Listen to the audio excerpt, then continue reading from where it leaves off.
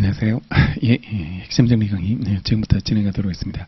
14회고 작년보다 좀 이해가 늘었는데 채권법을 조금 더 해야 될 것 같아요. 그래서 채권법 비중이 좀 늘어나가지고 채권법 횟수를 한 2회 정도 더 추가했고, 지금 출제가 민총이 한 15개 정도, 그 다음에 나머지 25개가 채권법에서 출제되고 있었고, 강론이 15개 나왔어요. 강론이 총론이 10개 나왔고 강론이 15개 정도 출제됐으니까 강론 비중이 상대적으로 되게 높은 그런 문제로 출제됐으니까 끝까지 좀 봐야 되고, 강론에서 전년계약들이 많이 나옵니다. 그러니까 뭐 옛날에는 매매하고 고용 임대차하고 고용 도급 위임 중에서 이제 돌아가면서 한 2문제 정도, 그래서 총 4개 정도 나왔는데 요즘은 이게 5개, 6개 정도 출제됐고, 고용 같은 경우가 노무사 시험에서 한 번도 출제가 안 됐는데 그게 한 문제 원래 출제됐거든요. 그러니까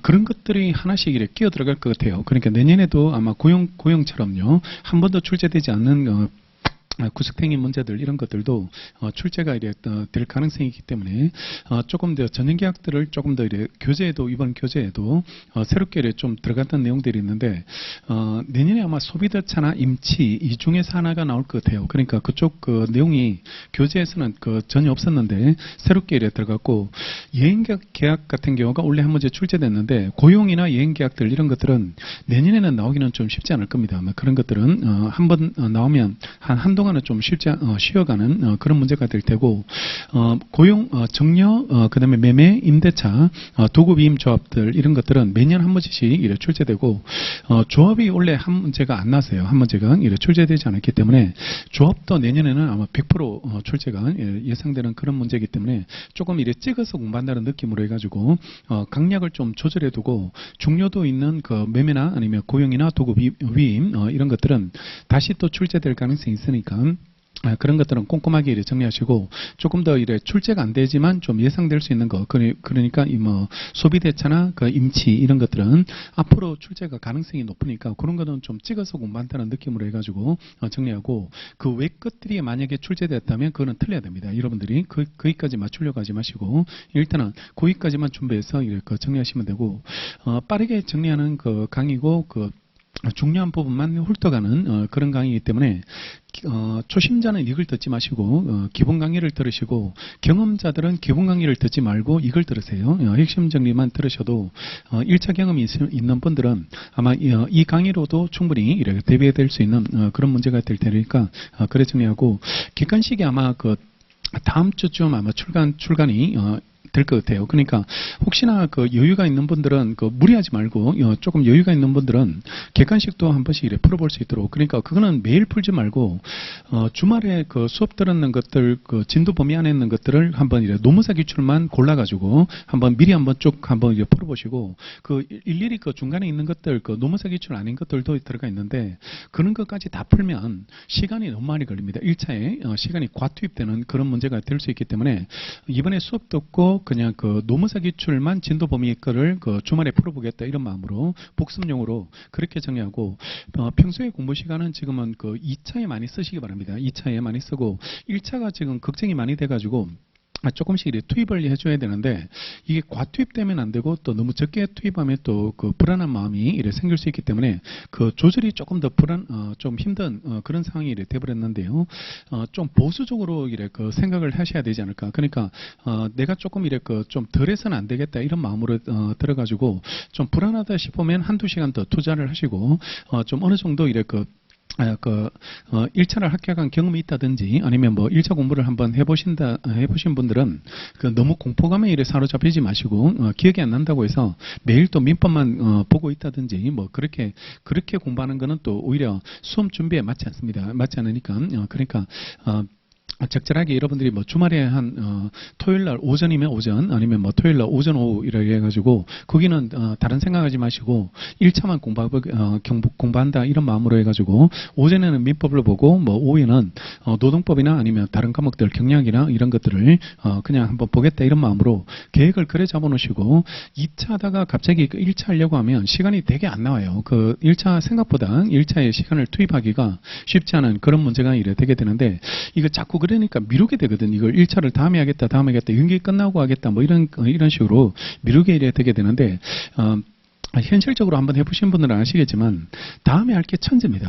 할 게 1기가 더 편해지진 않거든요. 6기보다는 더 편해지진 않고 연기라고 조금 여유롭게 갈 줄 알았는데 안기사항도 많을 거고요. 노동법 따라가기도 좀 쉽지 않은 그런 상황이 되게 될 건데요. 그렇다 하더라도 이거는 강제적으로 좀 해줘야 될 부분이고 2차 공부를 아무리 많이 해도 1차 떨어져 버리면 이게 또 의미가 없는 그런 문제가 될 테니까 요즘처럼 또 1차 난이도가 올라간 추세에서는 보수적으로 공부해야 돼요. 보수적으로. 그런 모험을 걸어서는 안 되고 옛날처럼 옛날에 그런 질문도 많이 받았거든요. 최근 총책을 빼고 이래 정리해도 되냐고 뭐 그런 식으로 질문을 많이 받았는데 요즘은 택도 없는 이야기예요. 그래 공부해가지고는 합격을 못하는 그런 문제가 되니까 조금 더 이래 보수적으로 생각하고 조금 반드시 좀 해줘야 된다 이런 마음으로 그렇게 생각을 하시면서 정리하시는 게 맞지 않을까라고 생각되고 혼동으로 이래 공부하시는 분들은 아마 내년에 1차, 2차를 동시에 봐야 되는데 그것 때문에 좀 부담이 많이 될 거라고 되게 될 건데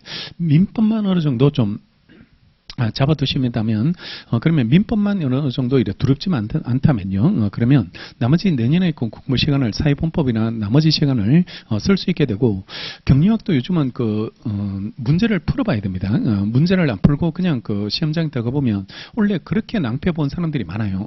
그러니까 문제를 노동법도 문제를 꼭 풀어보시고 경리학도 문제를 꼭 다뤄봐야지 그래야지 적응을 할 수 있으니까 노동법이나 경리학이 점수가 안 나와서 떨어진 분들이 많으니까 그러니까 민법하고 사회본법은 어려우니까 공부를 많이 하시는데 나머지 과목 때문에 떨어지신 그런 불합격을 하셨기 때문에 그런 것들이 조금 더 우리가 준비돼야 될 그런 부분으로 생각하고 지금부터 이렇게 정리하고 1차를 혼동으로 이렇게 보시는 분들은 1차를 정리할 때 옛날 감을 이렇게 살리려고 많이 노력할 건데 쉽지 않습니다. 옛날에 1차만 해가지고 붙었던 그 감은 살아나지 않을 거라고 살아나지 않을 테니까 아까 말한 대로 조금씩 이렇게 적응해 나간다. 그러니까 핵심 정리 강의로 기본 이론을 정리하고 주말에 해당 문제를 풀어보고 이렇게 그 정도만 하면 돼요. 그 정도만 하셔도 충분하고 노무사 기출을 어느 정도 보신 분들은 나머지 문제도 한번 더 풀어보는데 무리하지 마시고 일단은 노무사 기출만 보시라. 노무사 기출만 최근에 나온 출제된 것들 그런 것들 중심으로 그렇게 정리하시면 되고 이번에 객관식 교재 작업하면서 옛날 문제를 많이 빼버렸습니다. 지금 출제도 잘 안 되는 것들 이런 것들은 다 거의 의미 없는 거기 때문에 다 빼고 지금 최근에 출제되는 것은 조금 더 이해를 요구하는 문제들 이런 것들이 나왔기 때문에 옛날에는 라제이를 기출이 냈다면 스몰 A 정도로 해가지고 변형을 해가지고 비슷한 문제를 이렇게 찾아냈는데 요즘은 조금 더 이해를 더 해야 돼요. 그러니까 똑같은 그림 찾기 이런 수준으로는 출제가 안 되고 있습니다. 출제가 안 되니까 기출을 조금 더 이해를 할 수 있도록 그러니까 그림 수준으로서 정리하는 것보다는 조금 더 이해를 하는 것들이 이렇게 필요하기 때문에 이번에 기본 이론 정리는 핵심 정리로 정리하고 문제를 민법도 많이 풀어볼 수 있도록 최근에 기출되는 문제들이 난 어디를 속이고 있는지 이런 것들을 꼭 확인해서 이렇게 정리하시고 틀리는 거를 자꾸 이렇게 두려워하지 마시고 틀리는 거는 왜 틀렸는지 복기를 꼭 해놓고 그리고 어디에 함정을 자꾸 파고 있는지를 봐야 돼요. 그래야지 이제 실전 가가지고 그런데 적응을 할 수 있게 이래 되기 때문에 그냥 막연하게 그냥 같은 그림 찾기 이런 식으로 공부하지 말고 그냥 지문별로 지문 자체가 이해됐는지 이해되지 않았는지 그러니까 옳은 거 골라라는 문제가 나왔다면 답을 찾는 게 중요한 게 아니고 나머지 4개가 왜 틀렸는지 어디가 틀렸는지 그걸 찾아내야 돼요. 그 부분을 이래 찾아내는 그런 훈련을 객관식을 가지고 정리하신다고 이래 생각하고 아직 시간이 많이 남아있기 때문에 천천히 하시면 돼요. 그러니까 무리하지 말고 지금 급하게 마무리 정리하듯이 그래 정리하지 말고 일단은 미루지 말자. 민법을 다음에 정리하겠다. 그렇게 생각하지 말고 조금씩이라도 혼자서라도 좀 정리를 하셔야 된다라고 생각해 놓고 민법만 어느 정도 이렇게 정리되신다면 나머지 시간은 2차에 많이 시간을 쓰시면 될 테니까 그런 용도로 공부 계획을 잡으시면서 이래 따라오시고 2차도 지금 암기 부담이 자꾸 늘어나서 이래 암기할 게 많아요. 특히 노동법 같은 거 이런 것들을 미리 암기를 안 해놓으면 나중에 내년에 정리할 때 마무리 정리할 때 굉장히 부담이 되는 그런 문제가 이래 되기 때문에 요즘은 상반기 판례 추가되는 거 그런 것들도 분량이 꽤 되더라고요. 꽤 되니까 기존의 A급들 이런 것들은 연기 때 반드시 좀 암기를 하고 넘어갈 수 있도록 선생님이 강의하실 때 강조하시겠지만 A급들 이런 것들은 미리미리 좀 암기를 해놓고 그렇게 이래 넘어갈 수 있도록 그렇게 이렇게 공부 계획을 이렇게 잡아두시는 게 타당하지 않을까라고 생각됩니다. 조금 빠르게 정리하고 민총을 작년에 보니까 한 6회 정도는 해야 되겠더라고요. 6회 정도 하고 나머지 원래 2회 정도 추가했는 부분은 채권법에 많이 시간을 쓰겠습니다. 그래서 채권법 분량도 늘어났기 때문에요. 채권법의 내용들 이런 것들을 조금 더 신중하게 정리해서 문제 비중이 아마 원래 나왔던 비중하고 그대로 유지될 것 같아요. 그러니까 아무래도 이게 앞으로 우리 노무사 시험에서 한두 개 변동은 있을 것 같은데 대개 얼추 비슷한 수준으로 이제 출제될 것 같으니까 일단은 채권법이 많이 나오고 있다. 민총의 15문제 중에 지문 3개가 채권에 관련된 내용 이런 문제도 있어요. 이런 문제도 있기 때문에 순수 민총 문제만 15개가 아니거든요. 그러니까 그런 것들을 보신다면 채권을 조금 더 많이 보셔야 되지 않을까. 그렇게 생각하시면서 따라오시면 되겠습니다. 교재 4페이지. 앞부분에서 출제된 게 잘 없기 때문에 빠르게 정리하게 되는데 일단은 민법의 개념이 먼저 나오고요. 민법은 사법이고 일반 사법이고 실제법, 군리, 변동을 규율하는 법으로서 실제법으로서의 성격을 가지고 민법을 바라볼 때 실질적 의미도 있고 형식적 의미도 있죠. 그래서 지금 실질적 의미는 민법 전뿐만 아니라 각종 특별법적 내용들까지 다 민사와 관련되는 내용을 다 포함해서 민법으로 부르는 것 이게 실질적 의미가 되고 민법 조문만 부를 때는 형식적 의미로 기억을 해두시면 되는데 결론을 옆에 하나 써두시면 민법 1조에서 말하는 법안 우리가 곧 정리하는 분쟁 해결 기준으로서 법안 이때 말하는 법률은 실질적 의미입니다. 실질적 의미가 이래 되게 되는데 우리 물권 법정주의라는 게 있거든. 물권 법정주의로서 185조에서 물권의 종류나 내용은 반드시 민법에 정한 내용들만 만들어져야 돼요. 왜냐하면 이 물권법은 채권과 다르게 공시를 하거든. 공시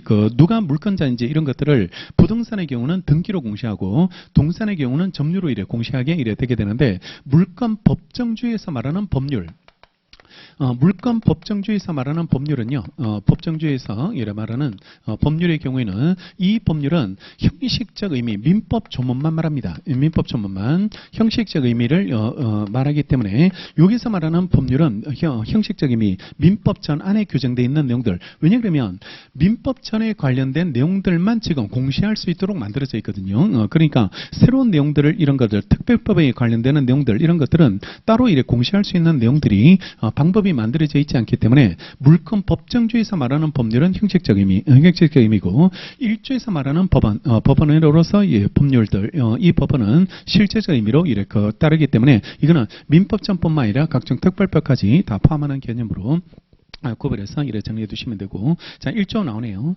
법원의 문제인데 법률 법의 존재 형식을 줄여 가지고 법원이라고 이렇게 표현하게 이래 되고 분쟁 해결 기준이다 이렇게 가시면 됩니다. 민사에 관련된 분쟁 해결 기준에 대해서 1조가 규정하는데 민사에 관해서 법률의 규정이 없으면 관서법에 따르고요. 관서법이 없으면 조리입니다. 그래서 순서가 법률 관서법, 조리 이 순서에 따라서 처리가 되게 되고 법률이 있으면 법률로 해결하면 되고 이게 없는 부분에 대해서 분쟁이 발생했다면 관서법을 가지고 관서법을 가지고 해결하게 되고 관서법도 없는 부분에 대해서 분쟁이 발생했다면 그때는 조리를 통해서 해결하게 주게 되는데 조리가 이제 사회 통념 상식이고 신의 성실의 원칙으로 표현됩니다. 신의 성실의 원칙으로 표현되니까 신의 측에 맞게 상식에 맞게 해결해 주면 된다라고 기억하시고 여기서 말하는 법률은 아까 말씀드린 대로 민법뿐만 아니라 명령, 규칙, 조약 이런 것까지 다 포함하는 개념 실질적 의미로 이렇게 얘기해 두시면 되고 오늘 정리할 거는 관서법이죠. 관서법이 뭔지 오른쪽 페이지 이번에 나오게 되는데 먼저 관서법이 성립하기 위해서는 동그라미 1번 일정한 관행이 수십 년 수백 년 동안요 내려오고 있어야 되고 그게 법적 확신을 얻어야 됩니다. 법적 확신을 얻었을 때 그때 관서법으로서 성립하게 되고 관행과 법적 확신이 필요. 관행과 법적 확신이 이래 필요하게 이래 되게 되는데, 근데 일반적으로 우리가 관습법의 존재를 미리 알 수 있는 내용은 없고 나중에 언제 가서 확인이 되냐 그러면 분쟁이 발생했을 때, 법률이 없을 때 이걸 가지고 해결해 주거든요. 해결해 주게 이래 되니까 관습법의 존재는 결국은 판결 받을 때 확인받을 수 있게 됩니다. 관습법이 존재했는지 존재하지 않았는지를 판결 받을 때 이래 확인할 수 있게 이래 되게 되는데, 근데 판결 받았을 때 그때 관습법이 성립하는 것으로는 보지 않고 관행과 법적 확신을 얻었을 때 관습법은 성립하는 것으로 보게 됩니다. 왜냐 그러면 우리나라가 삼권 분립을 규정을 삼권 분립의 원칙에 따라서 법이 만들어져 있기 때문에, 헌법이 만들어져 있기 때문에 사법부는 입법의 영역을 담당하면 안 돼. 입법의 영역을 담당하면 안 되니까 규범은 국회에서 국회에서 만들게 되고, 법은 사법부는 법원을 판결을 할 때 법률을 적용해서 해결해 주면 되는 거지, 판결하면서 법을 만들어서는 안 되거든요. 만들어서는 안 되기 때문에 판결 받았을 때 만들어지는 게 아니고 관행과 법적 확신을 얻었을 때 그때 성립한 것으로 해결합니다. 2번이 보면 관습법의 존재는 법원의 판결을 통해서 그 존재가 확인되는 게 보통이지만요, 법원은 법률을 적용하는 데 그치고 입법은 할 수 없거든요. 입법은 할 수 있는 게 아니기 때문에 그 판결은 이미 존재하는 관습법의 적용하는 것에 불과한 것으로 처리가 이래 되게 되겠죠. 밑에 첫 번째 박스 발표하고 관습법이 성립되기 위한 요건인 판례가 첫 번째로 나오게 되는데, 우리나라는 헌법의 정신에 위반에 대해서 법률이 만들어지면 안 되죠. 그래서 만약에 헌법에 위반되는 법률이 만들어지면 헌법재판소에서 위헌 판결을 내리게 되고 위헌 판결을 받아버리면 법률은 효력을 잃어버립니다. 그러면 법률 없을 때 적용되는 관습법도 당연히 헌법의 정신에 위반되면 안 되겠죠. 헌법의 정신에 위반되는 것들은 효력을 인정할 수 없다는 게 판례의 태도가 이래 되게 됩니다. 발표하고 사회의 거듭된 관행으로 생성한 어떤 사회생활 규범이 법적 규범으로 승인되기에 이르렀다고 하기 위해서는요, 그 사회생활 규범은 헌법을 최상위 규범을 하는 전체 법질서에 반하지 않는 것으로서 정당성과 합리성이 있다고 인정될 수 있는 것이어야지 되게 되고요. 그렇지 아니한 사회생활 규범은 비록 그것이 사회의 거듭된 관행으로 생성된 것이라 할지라도 이를 법적 규범으로 삼아서 관습법으로서 효력을 인정할 수 없다는 겁니다. 그래서 전체 법질서에 위반되는 관습법, 즉 헌법의 정신에 위반되는 관습법은 효력을 인정할 수 없다는 게 판례의 태도가 이래 되게 되고, 이게 나중에 보겠지만 종종 판례죠. 종종. 옛날에 종종원은 남자만 종종으로 봤는데 지금은 남녀를 평등하게 다뤄야 되고 남녀를 불평등하게 다뤄서는 안 되는 헌법의 규정에 이 관습법은 맞지 않죠. 그죠? 맞지 않으니까 지금은 조리에 따라 가지고 관습법이 효력을 잃었으니까 그 다음에 조리가 적용돼서 지금은 남녀 불문하고 성년자만 되면요 다 종종이 될 수 있는 것으로 판례가 이렇게 변경됐다고 기억해 두시면 되고, 그 다음에 두 번째 사실인 관습과의 구별이 나오는데, 사실인 관습은 관행은 존재하는데 아직 법적 확신을 얻지 못한 단계, 법적 확신을 얻지 못한 단계를 사실인 관습이라 불러서 관습법과 이렇게 구별하게 되는데, 일단은 이게 적용 영역이 다른데 적용 평면을 이래 달리하게 되는데요.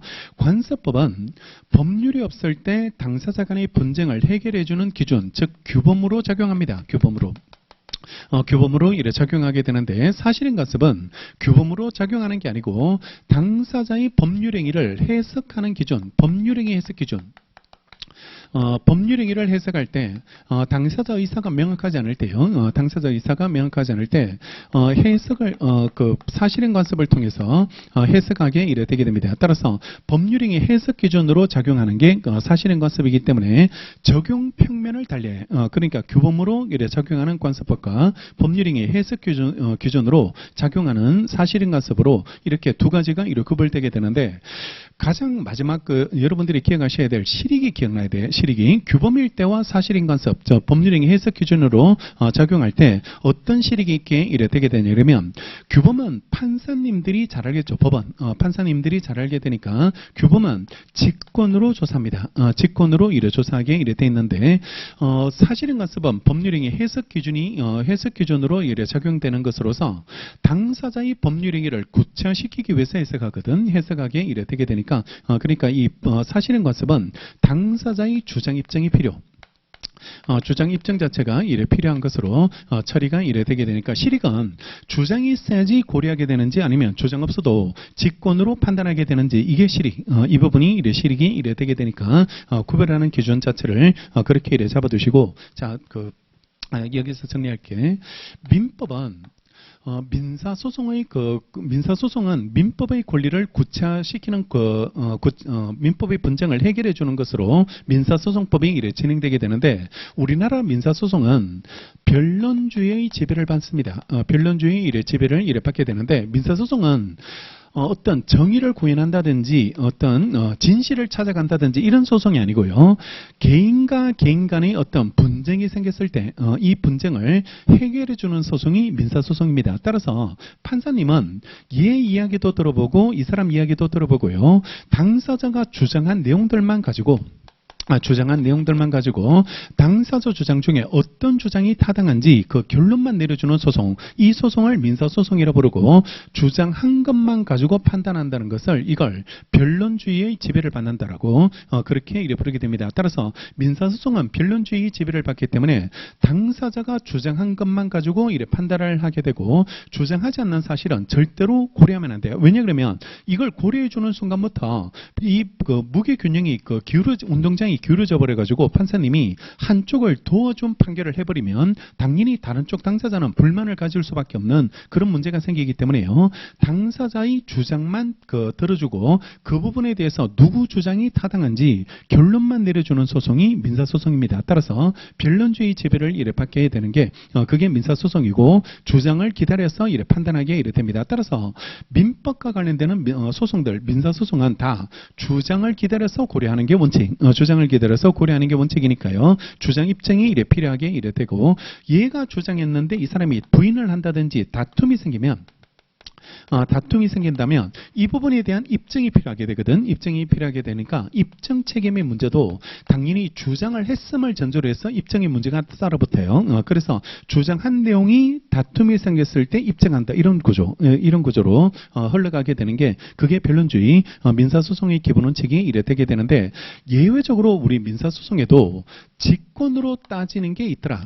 직권으로 판단하는 게 있게 이래 되게 되는데 대신 이게 많지가 않습니다. 이 소송의 본질은 당사자 주장을 고려해서 그것만 해결해주는 소송이기 때문에 이게 대부분이고 80%, 90%는 다 주장을 기다려서 판단하게 되는데 예외적으로 직권으로 조사를 해줘야 될 부분이 있습니다. 이게 되게 어떤 거냐 그러면 이거는 당사자가 주장을 안 하더라도 법원이 알아서 조사를 해줘야 될 부분이 존재하는데 그 대표적인 게 규범이에요. 법입니다. 법이 관습법이 있는지 없는지 이런 것들을 당사자가 찾아와서 소송을 하게 만들어버리면 일반 국민들은 법 지식이 부족한 사람들이거든. 부족한 사람들이니까 이런 사람들한테 그 조문까지 다 찾아와서 소송하세요. 이렇게 만들어버리면 제대로 된 판결을 받지 못하는 그런 문제가 발생하기 때문에 규범과 관련되는 내용들 이런 것들은 법원이 직권으로 이래 판단하게 이래 되게 되는데요. 직권으로 따져야 될 것들이 많지 않습니다. 우리 시험 범위에서 많지 않으니까 이거는 나오는 대로 무조건 표시하고 직권으로 따지는 것들 이런 것들은 반드시 별표해서 외울 수 있도록 그렇게 정리하고 오늘 하나 나왔습니다. 관습법은 직권 교범이기 때문에 직권으로 따지고 나머지 사실은 관습은 원칙으로 적용하거든. 원칙으로 적용하니까 이거는 주장 입증을 기다려서 이래 판단해 준다라고 그렇게 이래 정리해 두시면 되겠죠. 직권을 외우자. 직권이 많지 않을 테니까 직권을 표시하고 직권을 외울 수 있도록 그렇게 기억하시면 되겠죠. 자, 2번 보시면 민법 1조의 관습법은 법령에 저촉되지 않는 법원으로서 이 보충적 효력 있는 법칙으로서 당사자 주장 입증을 기다림이 없이 법원이 직권 이런 걸 꼭 표시하시고 직권으로 확정해야지 이래 되게 되는데 이에 반해서 제 106조 사실행 관습은 사적 자체가 인정되는 분야에서 법률행위 해석 기준이나요 당사자 의사를 보충하는 것이기 때문에 그 존재는 당사자가 주장 입증을 해줘야 된다는 게 차이점. 주장 입증을 한다는 게 그래서 규범인지 아니면 법률행위 해석 기준인지 구분하는 이유가 이게 규범들은 다 직권으로 따지거든. 직권으로 따지게 이래 되게 되니까 이것 때문에 구분해서 판단을 해야 들어간다라고 보시면 되겠죠. 자, 그다음에 2번 효력인데요. 민법의 규정이 없는 상위 안에서 관습법이 보충적으로 적용됩니다. 그래서 이걸 보충적 효력설이라고 이래 부르게 되는데 관습법은 법률이 없는 영역에서만 법률이 없는 영역에서만 적용하고 법률도 있고 관습법도 존재한다. 그러면 무조건 이게 법률이 우선할 수밖에 없게 이래 되니까 법률이 없을 때만 법률이 없을 때만 관습법이 이래 적용이 이래 되게 됩니다. 자, 밑에 판례도 발표하고 밑에 판례 이렇게 발표하면 지건 관습법으로서 분묘기지권이 인정됩니다. 묘를 남의 땅에 설치했다고 하더라도 이걸 파내지 말자. 왜냐하면 이걸 묘를 파내는 것 자체가 이래 불경스럽기도 하고 파내는 사람도 그게 굉장히 좀 부담이 되는 그런 문제가 되니까 권한 없이 남의 땅에 묘를 설치했다 할지라도 철거되지 않도록 관습법상 인정되는 권리로서 분묘기지권을 이래 만들어 두고 있게 이래 되게 되는데 지금 우리나라가 장사에 관한 법을 만들었습니다. 장사에 관한 법률. 묘에 관련되는 법률을 따로 이래 만들어 두고 있습니다. 그러면 장사법이 지금 실정법이 법률이 만들어져 있으면 이게 관습법이 필요 없지 않냐 이 말입니다. 필요 없지 않느냐. 그러니까 관습법이라는 거는 법률이 없는 영역에서만 필요한 거고 법률이 있으면 법률을 가지고 해결하면 되기 때문에 장사법이 지금 만들어져 있으니까 분묘기지권은 관습법으로서의 효력을 부정하는 게 타당하지 않을지가 이 판례에서 문제가 됐는데 이 장사법이 2000년도에 시행이 됐는데 이 장사법 부칙에 시행 후 분묘에 대해서만 적용된다. 이렇게 규정을 둬버렸어요. 규정을 이렇게 둬버리는 바람에 그러면 시행 전 분묘는 장사법이 적용되진 않거든. 장사법이 적용되지 않기 때문에 분묘기지권은 여전히 의미가 있다. 의미가 있게 이래 되고요. 장사법이 시행됐다고 해서 분묘기지권 자체가 효력을 부정되는 그런 논거를 인정할 수 없다는 게 그게 이 판례 취지로 기억해 두시면 되겠습니다. 1번 요지 보시면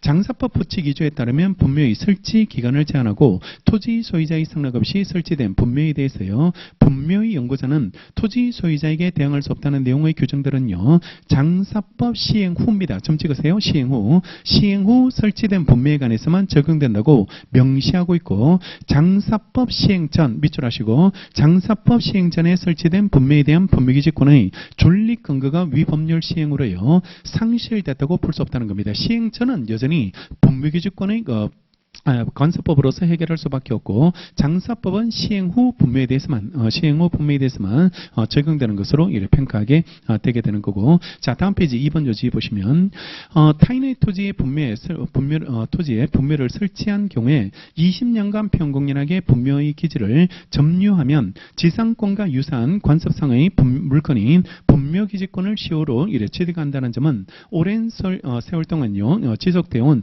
관습 또는 관행으로서요 법적 교범으로 승인되어 왔고요. 이러한 법적 교범이 장사법 시행일인 2001년 1월 13일 이전에 설치된 분묘에 관해서 현재까지 유지되고 있다고 이래 봐야 된다는 게 판례 입장이 이래 되게 됩니다. 그러니 이 판례는 이 분묘지권이 취득되는 원인 중에 하나가 취득 시효를 통해서도 인정될 수 있거든. 남의 땅에 한 20년간 분묘를 설치하면 시효 취득을 통해서 분묘기지권이 인정될 수 있게 이래 되게 되는데 이것도 과연 효력을 지금도 인정할 수 있는지가 이래 문제되는데 이 장사법이 시행 후 분묘에 대해서만 적용되기 때문에 시행 전 분묘를 설치했고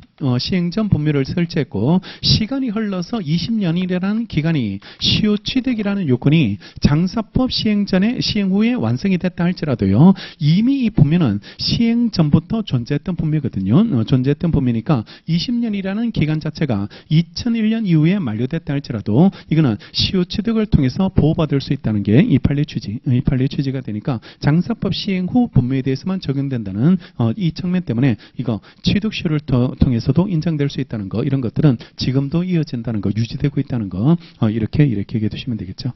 그다음에 3번 민법상 관습법으로 인정되는 것들 모아놨으니까 한번 참고로 한번 읽어보시고 특히 그 1번 명인방법은 꼭 기억하시고 이게 기출이 한번 됐는데 물건의 객체 부분에서 우리가 공시방법을 공부하는데 법률에서 인정되는 공시방법이 등기하고 점유거든요. 등기하고 점유인데 이것만 가지고서는 공시가 부족하거든. 부족하게 되니까 관습상 인정되는 공시방법을 이래 만들 필요가 생겼고 그게 명인방법을 통해서 이래 공시하게 되고 명인방법을 통해서 관습상 인정되는 공시방법이 존재한다는 거 이게 이런 형태로 출제된 적이 있습니다. 출제된 적이 있으니까 관습법상 인정되는 공시방법 그런 것들을 한번 확인해 두시면 되게 되겠고, 그다음에 조리라는 조리라는 개념인데 하나만 더 정리하면 양도담보 개념이 자주 나와요. 그러니까 여기서는 관습상 인정되는 개념으로서 뭐 양도담보 이걸 외울 필요는 없는데 양도담보가 뭐냐 이걸 좀 알아놔야 돼. 안 그러면 양도담보를 묻는 게 아니고 양도담보라는 표현 때문에 그 내용을 자꾸 이해 못하겠다고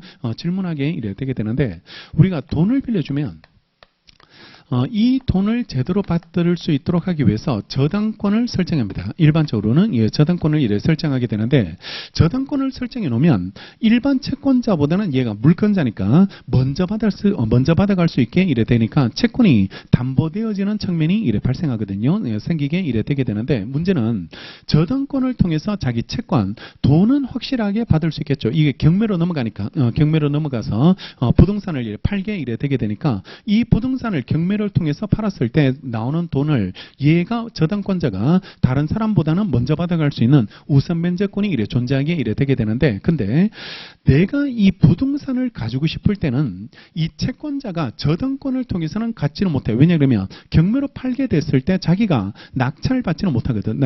자기가 이래 낙찰을 받을 수는 없게 이래 되니까, 그러니까 이게 관습법을 통해서 이래 만들어진 담보제도로서 갑이 얘한테 돈을 빌려주게 되고 이 사람이 돈을 채권을 담보하기 위해서요. 담보하기 위해서 소유 명의만 일단은 넘겨받습니다. 소유 명의만 넘겨받게 이래 되는데, 담보 목적으로 등기가 넘어온다 이런 느낌. 담보 목적으로 등기를 이래 넘겨받게 되는데, 우리가 일반적으로 왜 소유권 이전 등기가 되면 소유자가 바뀌잖아요. 소유자가 바뀌게 되는데, 근데 얘네들은 소유자를 바꾸려고 등기를 넘기는 게 아니고 담보 목적으로 등기가 넘어가요. 담보 목적으로.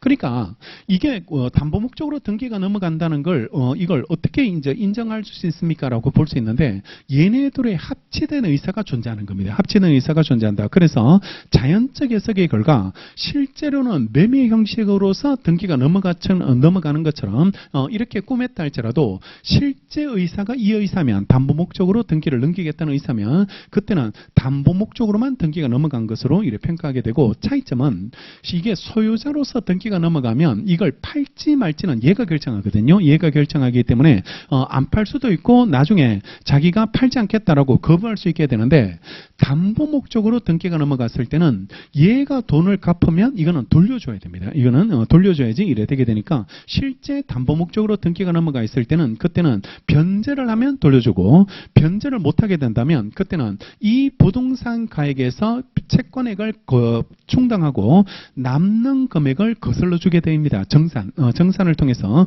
거슬러 주게 되고, 그때는 정산이 끝나면 얘가 소유자가 소유자가 이래 될 수 있는 그런 방법을 만들어 두고, 채권자가 부동산을 가지고 싶을 때는 그때는 양도담보라는 형태를 통해서 이걸 채권을 담보를 이래 할 수 있도록 처리를 해주게 이래 되게 되는데, 이게 폭맹으로 많이 악용돼서 지금은 가등기 담보법이라는 법이 만들어져 있거든. 만들어져서 그 가담법을 통해서 이걸 통제하게 이래 되게 되는데, 동사는 이 법이 적용이 안 돼. 동사는 이 법이 적용되지 않으니까 동산 양도담보는 여전히 관습법으로 보호됩니다. 관습법으로 이래 보호가 이래 되게 되니까, 일단은 우리가 여기서 기억하셔야 될 거는 양도담보라는 개념을 좀 잡아놓자. 양도담보라는 개념을, 이 표현이 자주 나오거든요. 이 표현이 자주 나오니까 양도담보라는 표현을 우리가 적응할 수 있도록, 양도담보 내용을 묻지는 않으니까 여러분들 시험은 묻지는 않을 테니까 양도담보라는 표현에서만 여러분들이 어려움을 느끼지 않도록 그렇게 만들어 두시면 이래 되게 되겠죠. 그러니까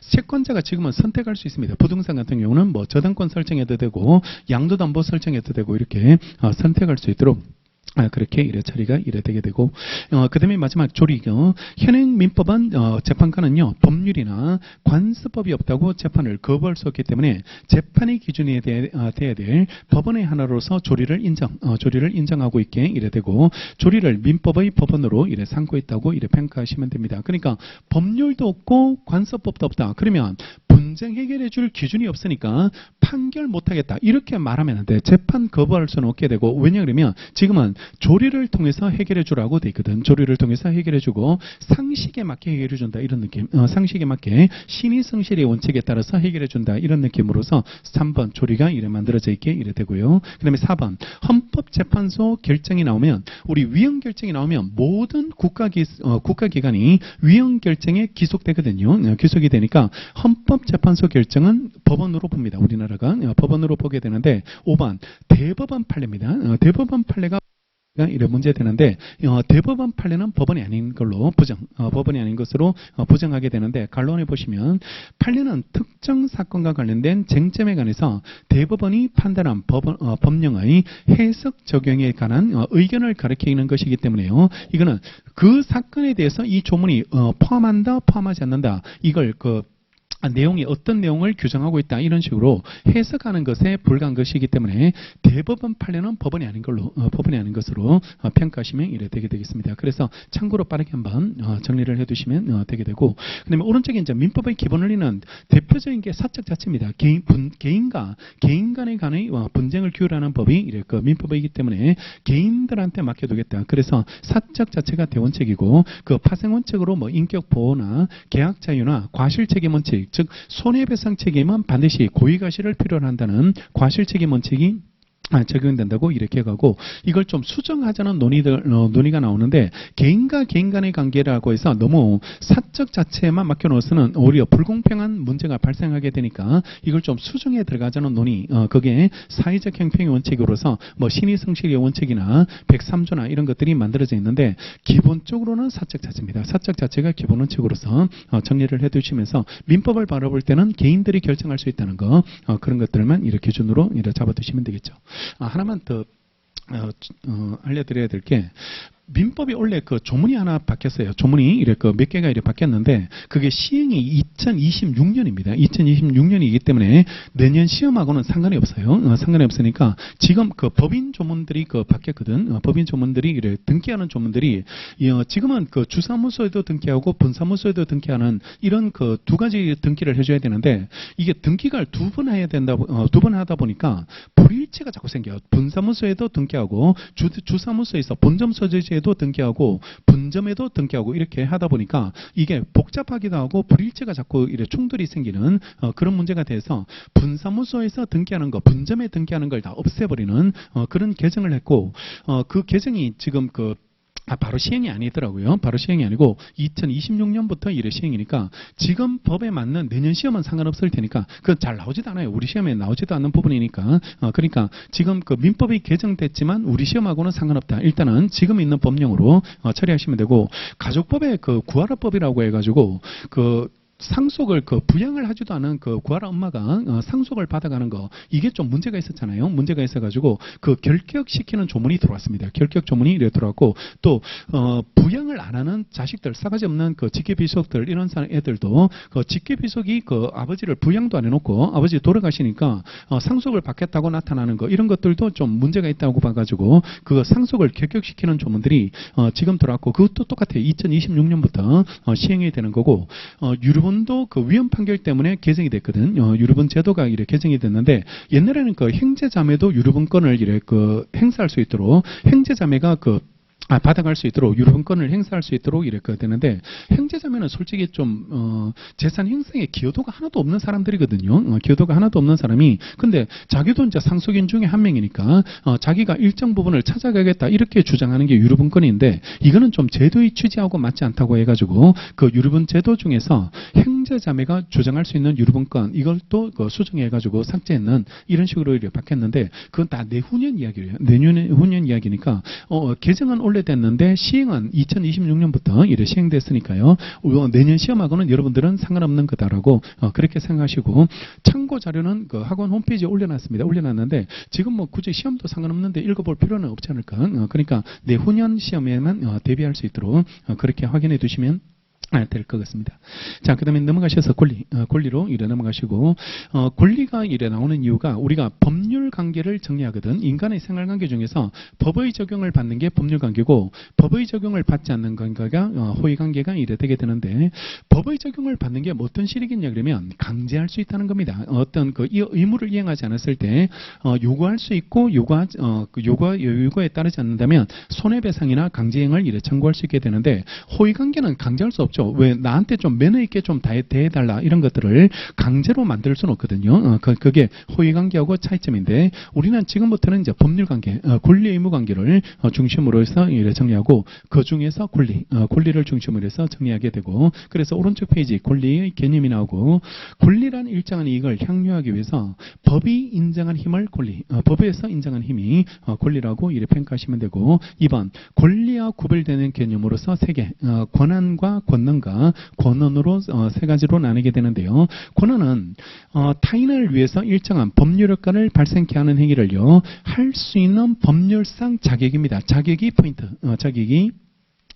포인트가 이래 되게 되는데 이 사람을 위해서 타인을 위해서 일정한 행위를 할 수 있는 지위나 자격을 권한이라고 불러요. 권한이라고 부르게 이래 되게 되는데 우리 민법에 행위자와 효과 받는 게 구분되어지는 게 딱 2개 나옵니다. 2개 나오게 이래 되게 되는데 그게 대리 제도와 법인에서의 대표가 이래 되게 되는데 대리인이 행위를 하고 효과가 본인에게 귀속되는 제도 그 제도가 이래 대리 제도인데 이 대리인이 일정한 자격을 가지고 행위했을 때만 효과가 귀속된다는 말이고 자격도 없는 사람이 행위했으면 이 사람의 행위는 얘한테 귀속되지 않는다는 거예요. 귀속되지 않게 이래 되게 되니까 이걸 권한이라고 불러서 권리는 권리자가 효과를 받는 거거든. 효과를 받게 되는데 여기 대리와 대표는요. 행위자와 효과 받는 사람이 구분되어지고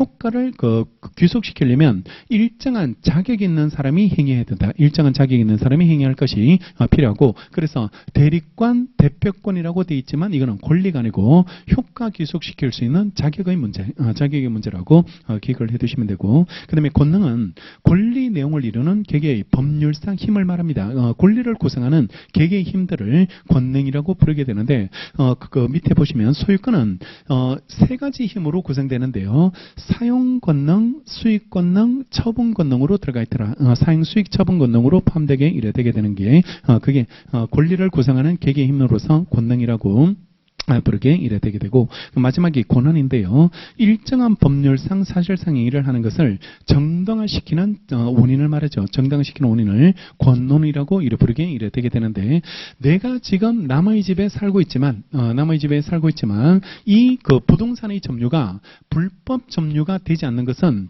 이걸 정당화시키는 원인이 있거든요. 정당화시키는 원인이 저는 가지고 있게 되는데 그게 임차인으로서 점유하고 있기 때문에 임차권이라는 권한이 있기 때문에 불법 점유가 이래 되지 않게 되고 일정한 행위를 정당화시키는 원인이나 자격이 있을 때만 이게 불법 점유가 되지 않는 것으로 처리가 이래 되게 되겠죠.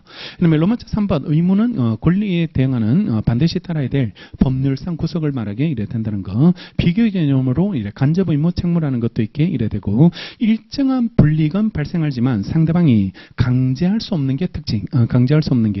특징. 따르지 않았을 때 불이익은 받게 되는 거.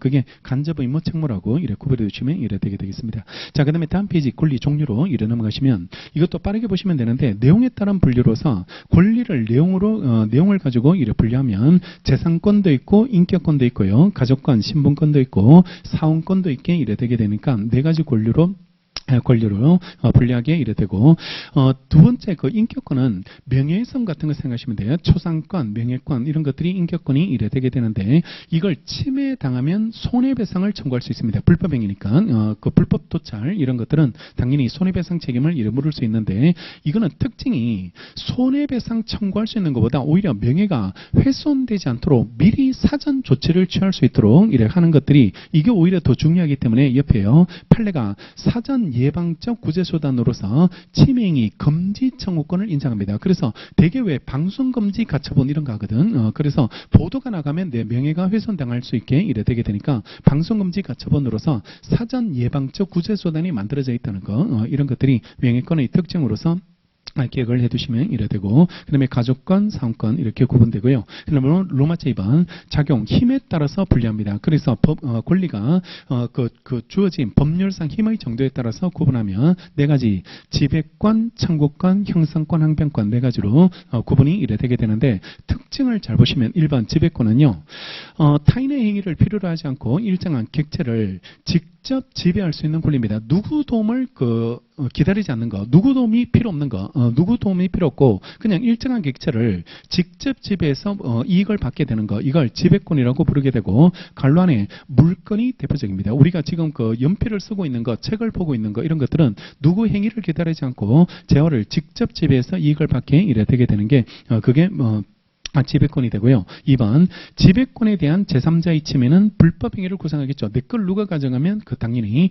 도둑놈이니까 불법행위를 이렇게 구성하게 이래 되고, 본래 지배 상태를 유지하기 위한 권능으로서요, 관로 안에 반환 청구, 방해 제거 청구, 예방 청구라고 해서 물권적 청구권이 인정됩니다. 물권적 청구권으로서 찾아갈 수 있는 권리를 원래 상태를 유지할 수 있는 권리를 물권적 청구권이 물권자이면 당연히 가질 수 있는 권리로서 인정되게 되고, 2번 청구권은 특정인이 다른 특정인한테요 일정한 행위, 즉 자기나 부자기를 요구하는 권리입니다. 그러니까 이게 지배권하고 다른 점은 특정인한테 요구하는 거고 일정한 행위를 요구하는 겁니다. 돈을 달라, 물건을 달라, 등기를 달라, 이렇게 일정한 행위를 요구하게 되고, 실제 그 행위를 해가지고 받았을 때 만족을 받게 되고, 돈을 주세요라고 청구했다고 해서 근로자가 사용자한테 임금 주세요라고 청구했다고 해서 월급이 생기는 건 아니고, 실제 사용자가 근로자한테 월급을 줘야 되죠. 임금을 줘야지 근로자가 만족을 받게 이래 되는 게 그게 특징으로 이렇게 가시고, 대개 청구권은 채권입니다. 그죠? 채권에서 나오는 게 보통인데, 아까 위에서 나왔던 물권적 청구권처럼요, 다른 권리의 기초에서도 이래 발생할 수 있게 이래 되게 되고, 그 다음에 3번 형성권은요, 권리자 의사표시만으로 일방적으로 권리 변동을 가져오는 권리입니다. 변동을 가져오는 권리를 형성권이라고 이래 부르게 되는데, 이게 청구권하고 이래 비슷한 점은 일정한 특정인한테 한다는 점에서는 청구권과 비슷해요. 청구권과 유사한 성격을 가지게 이래 되게 되는데, 근데 이게 청구권하고 결정적 차이점은, 청구권은 얘가 청구받은 사람이 행위를 했을 때 권리자가 만족을 받거든. 그래서 사용자가 임금을 줘야지 근로자가 임금을 받아서 만족을 얻게 이래 되게 되는데, 이 형성권은 특징이 특정인한테 하지만 이 사람의 행위를 기다리지 않는다는 겁니다. 이 사람의 행위를 기다리지 않고 특정인한테 일방적 의사표시를 하면 바로 권리가 변동되게 된다는 거죠. 변동이 되게 되니까 발생, 변경, 소멸이 바로 일어나게 되는 거, 그게 형성권의 특징, 형성권의 이래 특징으로 기억하시면 되고, 그러니까 이게 가장 강력한 권리다 보니까 어떤 사람이 형성권을 갖는지 이런 것들이 법률에 규정되어 있습니다. 아무나 형성권을 행사해서는 안 되고요. 법률에 규정되어 있다는 게 이래 특징이 이래 되게 되고, 누가 형성권을 갖는지 이게 법에 규정이 되어 있고, 그리고 또 하나 특징은 앞으로 우리가 공부를 하겠지만 형성권으로서의 특징을 가지고 있으면 함부로 철회가 안 돼요. 철회를 할 수 없는 제한을 받게 이래 되게 됩니다. 왜냐하면 얘가 형성권을 해놓고 그 권리가 변동된 상태인데 임의로 번복할 수 있도록 만들어버리면 상대방 지위가 너무 불안정해지죠. 상대방 지위가 너무 불안정해지는 그런 문제가 있기 때문에 함부로 처리할 수 없다는 거, 이런 것들이 특징으로 기억하시고, 당연히 조건 기한을 붙일 수 없는 게 원칙. 조건이나 기한을 붙일 수 없게 이래 되게 되니까 형성권은 조건과 친하지 않는 거, 조건과 친하지 않다 이래 정의할게요. 조건을 붙일 수 없다라고 해서 상대방을 불안정하게 만드는 조건을 붙일 수 없게 이래 되게 된다라고 기억을 해두시면 되고, 또 하나의 특징을 하나 정리해두면, 그러면 이 사람이 일방적 의사표시만으로 권리를 변동시키는 형성권을 가지고 있으면 이거는 일방적 의사표시만으로 상대방 행위를 기다리지 않고 바로 권리가 이래 변동되게 이래 되게 되는데, 그러면 이 상대방은 너무 불안정한 상태 동안 오랫동안 방치될 수 있는 그런 문제가 이래 발생할 수 있게 이래 되게 되니까 상대방을 보호하는 구제수단이 필요합니다. 구제수단이 필요하게 되니까 마냥 기다릴 수는 없거든. 마냥 기다릴 수는 없는 그게 이래 되니까, 그러니까 권리행사 기간을 제한하는 제척 기간의 적용을 받게 한다든지, 이것도 상대방을 보호하는 수단이 이래 되게 되지만 그것만으로는 좀 부족한 성격을 이래 가지게 되니까 상대방을 보호하기 위해서 물어볼 수 있는 권리를 인정해 줍니다. 최고권. 형성권자를 상대로 해서 형성권을 행사할지 말지, 언제 행사할지, 하려면 언제 행사할 건지, 이런 것들을 할지 말지를 물어볼 수 있는 권리, 이걸 최고권을 이래 인정해 주게 이래 되게 되고, 물어봤는데 이 사람이 답을 안 해. 이 사람이 답을 하지 않게 이래 된다면 물어본다는 의미가 없게 이래 되게 되는데요. 이때 최고권으로서 효력을 인정해 주기 위해서, 효율성을 높여주기 위해서 물어봤는데 상대방이 답을 하지 않았을 때, 얘가 확답을 하지 않는 그런 경우에는 하나의 효과로 법에서 간주를 시켜버립니다. 일정한 효과로 간주를 시켜버리게 이래 되게 되는데, 그때 공식이 지금 상태가 유지된다.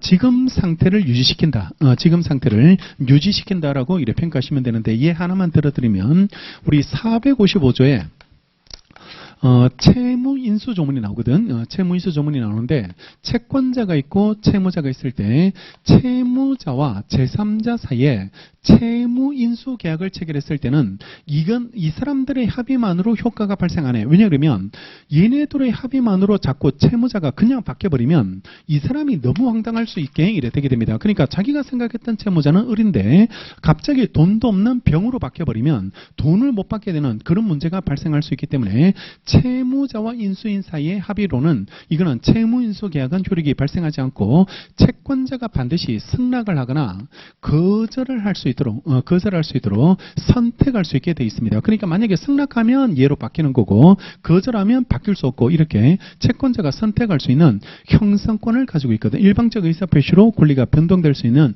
형성권을 가지고 있는데, 이 사람이 승낙이나 거절을 빨리 결정을 해주면 얘네들도 그에 맞춰서 계약을 빨리 진행시킬 수 있게 되는데, 아무런 선택을 하지 않아 버리면 마냥 기다리게 되잖아요. 마냥 기다리게 되니까 이때 상대방을 보호하는 권리로서 물어볼 수 있는 권리, 최고권을 준다고, 최고권을 이래 주게 되는데, 근데 얘가 그 최고를 받고도 답을 안 해버리면 물어본다는 말의 의미가 없잖아요. 물어본다는 말의 의미가 없게 이래 되게 되니까 이때는 하나의 효과로 법에서 간주를 시켜버리거든. 간주를 시키게 이래 되게 되는데, 현 상태 유지시킵니다. 그러면 지금 채무자가 남아있는 상태로 만들어야 되거든. 지금 채무자가 남아있게 되는 것으로 만들게, 그게 현 상태 유지가 이래 되니까 지금 채무자가 남아있는 상태가 되는 것은 이걸로 봐야 되겠죠. 거절로 이래 보게 되니까 이게 거절로 본다는 거, 이런 것들이 이래 정리가 이래 되게 되겠죠. 그러니까 최고권이 형성권이 나오면 상대방은 물어볼 수 있는 권리, 최고권을 주고, 물어봤는데 얘가 답을 하지 않으면 그 다음에는 현 상태 유지된다. 이런 공식으로 이렇게 가시고, 열 몇 번 정도 나올 거예요. 열 몇 개 정도. 조문이 이렇게 만들어져 있으니까 형성권, 최고권, 현 상태 유지, 이런 구조로 그렇게 해서 조문을 바라볼 수 있도록 그렇게 정리하시면 되고, 그 다음에 오른쪽에 의사표시만으로 효과가 발생하는 형성권들이 있습니다. 대개 동의권이나 취소권이나 추인권이나 해제권, 해지권, 상계권, 매매의 일방 이해관계권, 이런 것들이 있게 되고, 재판으로만 행사해야 되는 것 딱 하나가 있죠. 재판으로만 행사해야 되는 형성권이 있게 이래 되게 되는데, 채권자 취소권입니다. 채권자 취소권은 재판으로만 행사할 것이 필요하게 되고, 밑에 그 박스는 청구권이라고 표현하고 있지만요. 이름은 청구권으로 되어 있는데 본질이 형성권, 형성권들이 있는데, 차이점은 상대방 행위를 기다리지 않는다는 게 특징. 상대방 행위를 기다리지 않게 이래 되는 게, 형성권은 상대방 행위를 기다릴 필요가 없게 이래 되게 되죠. 그래서 공유물 분할 청구권이나 지료 정감 청구권이나요, 지상물 매수 청구권이나 부속물 매수 청구권이나 매매대금 감액 청구권, 이런 것들은 이름은 청구권으로 되어 있지만 본질은 형성권이 이래 되게 되고, 전에 말씀드렸지만 이걸 미리 외우지 말고 채권법에 가면 이런 것들이 다 나오죠. 이런 것들이 다 하나씩 우리가 매매 이해관계권이나 지상물 매수청권이나 부속물 매수청권, 이런 것들은 임대차에서 따로 정리하거든요. 따로 정리하기 되니까 미리 앞에서 그 힘 빼지 마시고 이런 것들은 그냥 한 번씩 읽어뒀다가 채권법 공부하고 나서 다시 한번 정리해 두시면 되겠죠. 그다음에 4번 마지막 형변권인데요. 청구권 행사에 대해서 일정한 사유에 따라서 그 급부를 거절할 수 있는 권리를 항변한다라고 이를 부르게 되는데, 자 본질을 한번 보여드리면. 갑하고 을하고 매매계약을 체결하면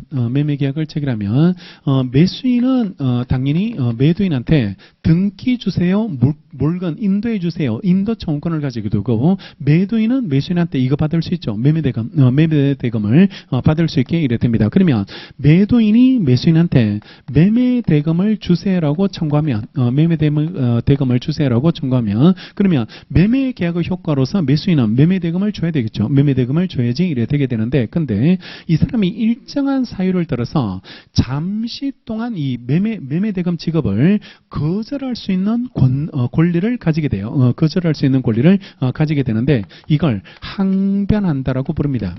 항변한다고 부른다. 그러니까 여기서 특징은 상대방의 청구권의 존재를 다투는 건 아니야. 상대방의 청구권의 존재를 다투는 게 아니고, 매매대금 청구권이 잘못됐다 이걸 다투는 게 아니고, 매매대금 청구권의 존재는 인정해. 당연히 자기가 매매대금은 줘야 되는데 지금 당장은 줄 수 없다는 겁니다. 지금 당장은 줄 수 없고 잠시 동안만 거절할 수 있도록 해주게 되는데, 언제까지 거절하냐 그러면 이거 받을 때까지는 못 준다는 거죠. 이거 받을 때까지는. 그래서 등기 줘야지 나도 매매대금을 줄 거니까 등기하고 매매대금을 동시에 주고받자는 겁니다. 동시에 주고받자. 그걸 동시행항변권이라고 이래 되는데, 일정한 사유를 들어서 그 급부를 거절할 수 있는 권리를 항변한다라고 부르게 되고, 종류가 2번 항변권에는 청구권 행사를 잠시 동안만 저지할 수 있는 영기적 항변권이 있습니다. 영기적 항변권으로서 간란에 동시행 항변권, 보증인의 최고 금속의 항변권이라는 게 있고,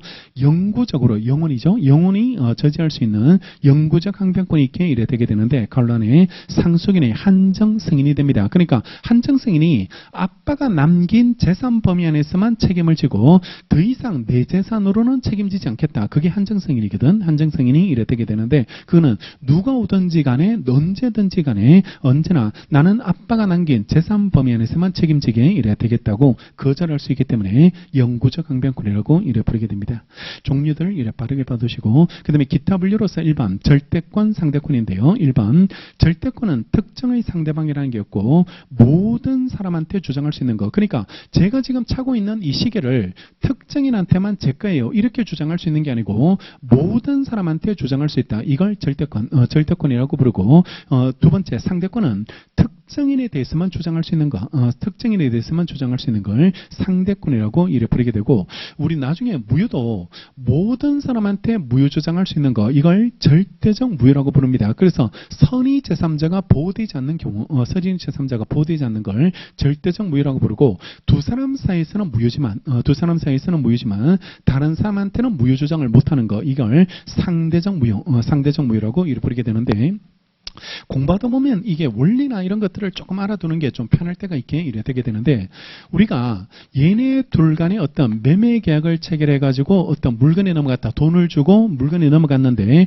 이게 무효가 됐어요. 무효가 이래 됐습니다. 그러면 이게 무효인 상태에서 물건이 넘어왔다면 얘는 정당하게 소유권을 취득하지는 못했거든. 정당하게 소유권을 일정한 원인을 가지고 정당하게 넘어가야지만 소유자가 될 수 있는 거고, 만약에 무효인 행위를 통해서 물건이 넘어왔다면 이거는 정당하게 넘어온 게 아니니까 소유자가 아니야. 소유자가 이래 아닙니다. 그러면 얘가 이 상태에서 다른 사람한테 이 물건을 팔았다면 소유자가 아닌 상태에서 판 거죠. 소유자가 아닌 상태에서 판 거니까 권리자로부터 넘겨받았을 때만 소유자가 바뀌는 건데, 권리자가 아닌 사람 상태에서 넘겼으니까 이것도 역시 무효로 봐야 되고, 이 사람은 소유자로 보호가 안 돼요. 소유자로 이렇게 보호가 안 됩니다. 따라서 우리가 공부하다 보면 선의 제3자가 보호되는 걸 원칙으로 자꾸 이해하기가 쉬운데, 이 그림을 보시면 알겠지만 이게 보호가 되는 게 안 되는 게 원칙이라고. 왜냐 그러면 소유자가 아니거든. 소유자가 아니니까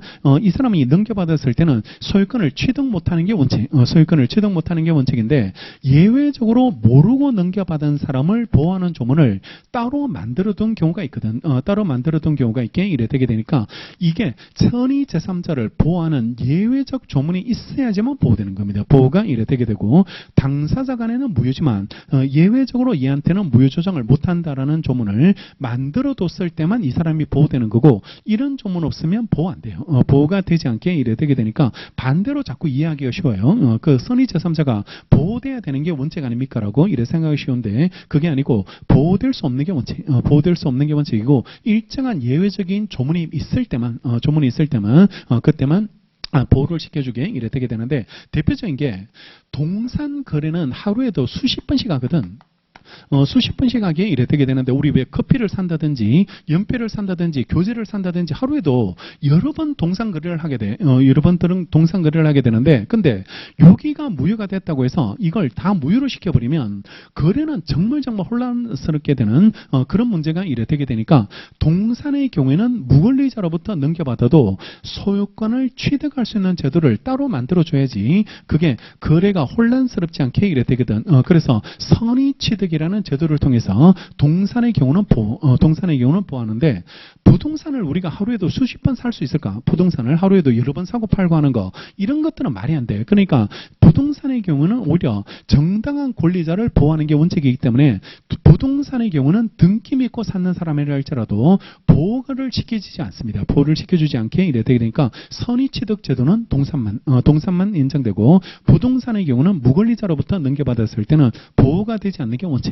보호가 되지 않는 게 원칙이고 얘는 소유자가 여전히 소유권을 가지고 있어서 무효인 부동산은 등기는 찾아갈 수 있고 그 다음에 무효인 부동산을 팔았는 사람들 얘네들끼리 이해조정 부당이득이나 뭐 손해배상으로 이렇게 처리하게 만들겠다는 게 그게 민법의 기본원칙이 이래 되게 되고 다만 선의 제3자 보호 조문에 들어가가지고 보호가 돼버리면 그때는 이 조문에 따라서 보호되는 겁니다. 이 조문에 따라서 보호되고 이런 조문 없으면 부동산은 보호를 못해. 보호를 못 받는 게 그게 원칙이라고 이렇게 걸려두시면 되겠죠. 그래서 법을 바라볼 때 그러니까 선의 제3자 보호 조문이 있는 게 참 의미 있네요. 의미가 있게 이래 되고 허위 표시에서 무효인 통정의 표시로서 넘어간 등기라도 선의자한테 넘어갔으면 찾아올 수 없거든. 찾아올 수 없게 이래 되니까 왜냐하면 통정의 표시는 이것들이 서로 짜고 어떤 법률 얘기를 한 거거든. 그러면 이런 사람을 보호해주는 게 맞을까? 이 사람을 보호해주는 게 맞을까? 이 경영을 한번 해보자는 겁니다. 이 경영을 해보면 통정의 표시를 한 사람을 보호하는 게 맞아요? 아니면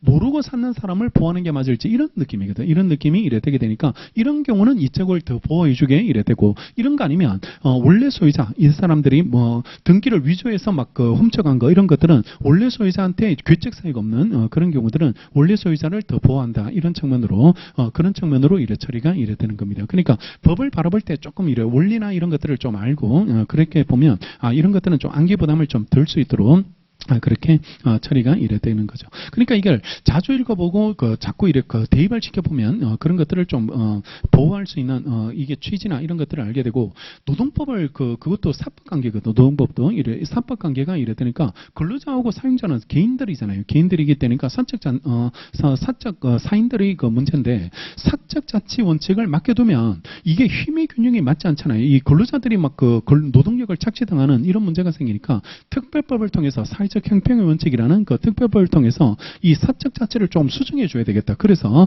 힘이 약한 근로자를 좀 보호해 주기 위해서 그 근로기준법을 통해서 뭐 주 50시간을 보여준다든지 뭐 아니면 최저임금제를 보여준다든지 부당해고를 방지한다든지 이런 그 측면이에요. 그러니까 노동법을 읽을 때는 힘의 균형이 맞지 않는 사람들이니까 이거는 사용자하고 근로자하고 대등한 지위에서 읽으면 안 되고 이쪽에 힘의 균형이 좀 약한 사람들 이런 사람들을 조금 더 무게 균형을 맞춰주겠다 이런 취지로 그쪽으로 이래 바라주면서 주택임대차 보법 이런 걸 왜 만들었을까? 그러면 임대인하고 임차인하고 힘의 균형이 일어나지 않거든. 힘의 균형이 일어나지 않는 거니까 임차인을 조금 더 힘의 균형을 실어줘야 되겠다 이런 느낌으로 사회적 형평의 원칙으로서 그런 것들이 만들어지게 이래 되고, 행정법을 바라볼 때는 국가기관하고 국민이에요. 국가기관하고 국민이에요. 그러면 이거는 공권력하고 우리 그 개인들은 이거는 침해당할 수밖에 없는 그런 그 상황을 이렇게 방지하면 안 되기 때문에 다툼을 이래 인정해야 되기 때문에 그거는 주장 안 해도 판사님들이 알아서 막 찾아가야 되고 직권으로 탐지한다든지 이런 것들을 이래 보내니까, 그러니까 노동법을 바라보는 시각들, 행정을 바라보는 시각들, 민법을 바라보는 시각들 이런 것들을 조금 더 이래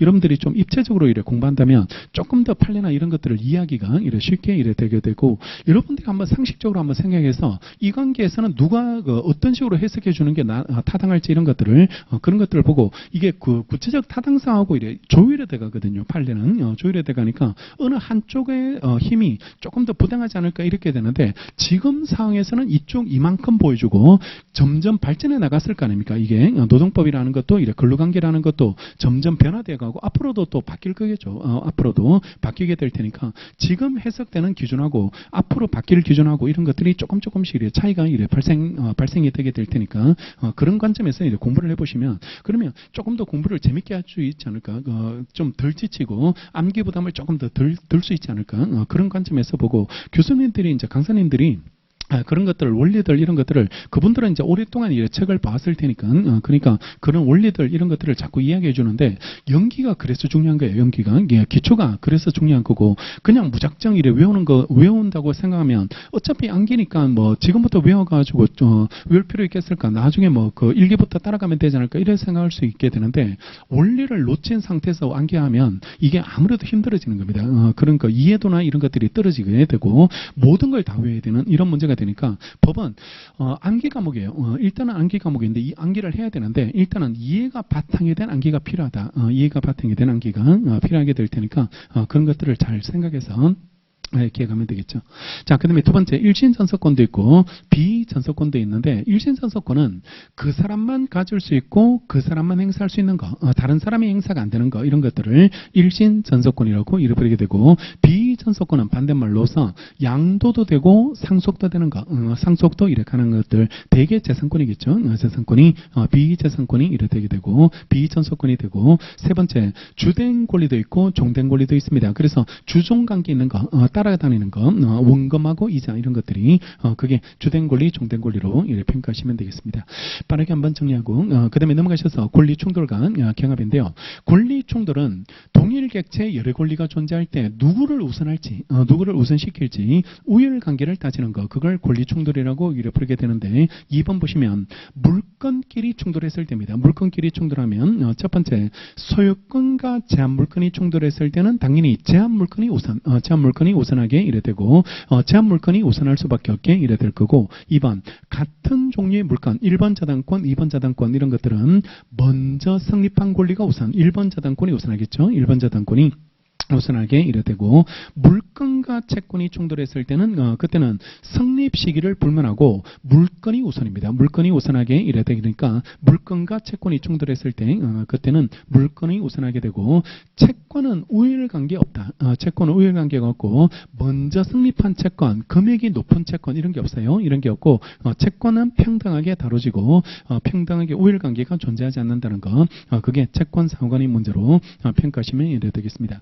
다시 정리하면, 갑이 A한테 돈을 1억을 빌려줬고, 1억을 빌려주고, 을도 A한테 1억을 빌려줬다. 1억을 빌려줬는데, 1억짜리 부동산이 있을 때, 1억짜리 부동산이 있게 되면, 이게 경매로 넘어가면요, 경매로 넘어가면, 얘도 1억짜리 채권자고, 얘도 1억짜리 채권자입니다. 그러면, 채권끼리는 우열관계가 없거든요. 우열관계가 없게, 우선할 수 없게 이래 되게 되니까, 먼저 성립한 채권이 없으니까, 얘네들은 다 평등하게 다뤄집니다. 그러면, 이 1억에 대해서 얘도 주장하고 얘도 주장했을 때는 나눌 수밖에 없는 거, 안분해서 나눠 가진다. 그래서 안분 배당을 이렇게 받게 된다라고, 채권에게 비례해서 안분해서 받게 되는데, 근데 만약에 내가 얘한테 돈을 빌려주면서 이걸 설정하면, 저당권이라는 걸 이렇게 설정해버리면 저당권이 담보물건이거든요. 담보물건이 됩니다. 그러면 저당권자로서 물권자가 돼버리면 물건하고 채권이 충돌하면 당연히 우일관계는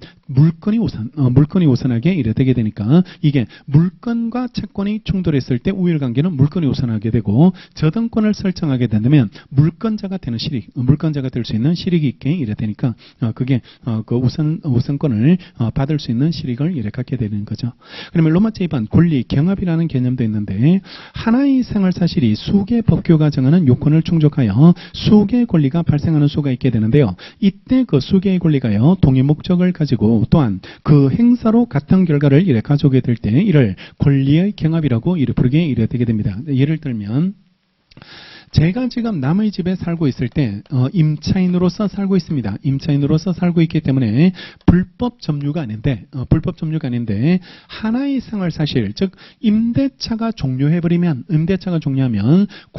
권한이 사라지게 되고 권한이 사라지니까 이제는 이걸 돌려줘야 되는 관계로 바뀌게 되거든. 이 사람도 이걸 찾아올 수 있는 권리가 생겨나게 되는데 이 사람이 임대인이 임차인을 상대로 권리를 찾아올 수 있는 방법은 임대차 계약에 기해서 임차권에 기해서 찾아올 수 있는 권리가 하나, 임차권에 기해서 반환 청구권을 가지게 되는 경우 하나 있고 또 하나는 소유자로서 소유권에 기해서 왜냐 그러면 이 사람은 이제 더 이상 정당화시키는 원인을 잃어버렸으니까 얘는 주인으로서 소유자로서 찾아갈 수 있는 권리를 가지게 되는데 이때 이걸로 행사하든 하나의 권리를 행사해서 자기가 찾아오면 만족을 받을 수 있는 권리, 만족을 받을 수 있게 되는데 이때 이 권리가 어떤 거 하나만 적용시켜서는 안 되고 선택할 수 있도록 해주겠다는 거. 그래서 이걸 권리가 경합된다고 불러요.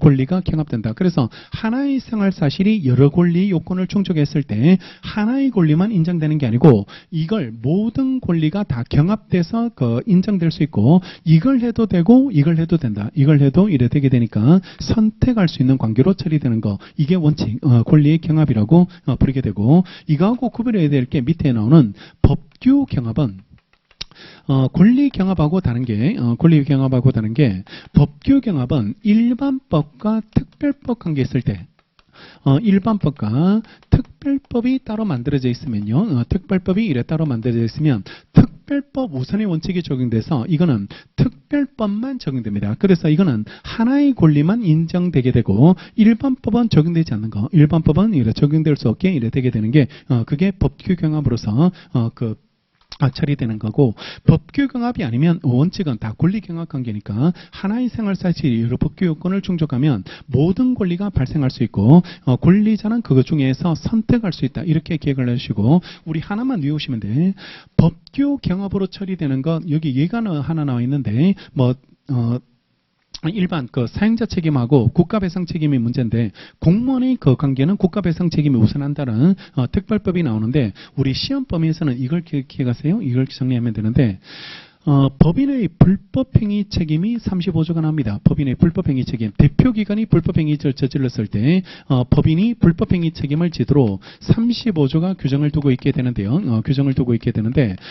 사용자 책임 756조의 관계. 사용자 책임 756조의 관계가 이래 되는데 대표기관도 결국은 법인의 피용자니까 사용자 책임도 같이 성립할지 즉 권리가 경합하는 걸로 볼지 아니면 법규 경합 으로서 일반법과 특별법 관계 있는 것으로 볼지가 문제되는데 이게 특별법이에요. 이게 특별법이니까 대표기관의 불법행위에 대해서는 35조만 적용됩니다. 35조만 적용되니까 우리 시험 범위에서 유일한 법규 경합 관계다. 이렇게 해가시고 법규 경합으로서 특별법 관계 있는 것은 이거 35조와 756조의 관계로 기억하고 나머지는 하나의 생활사실이 여러 법규 요건을 충족하면 권리 경합 관계로서 선택할 수 있게 되고 대신 하나의 권리를 행사해서 받아오면 목적은 똑같잖아요. 목적은 똑같으니까 다른 권리도 같이 소멸하는 관계로 정리하시면 되겠죠. 권리 경합과 법규 경합 개념으로 이래 정리해 두시면 되고 자 그다음에 오른쪽에 이제 권리 행사와 의미 이행으로서 신의 상실의 원칙이 문제인데요. 여기서 10분 쉬었다가 이래 정리하도록 하겠습니다.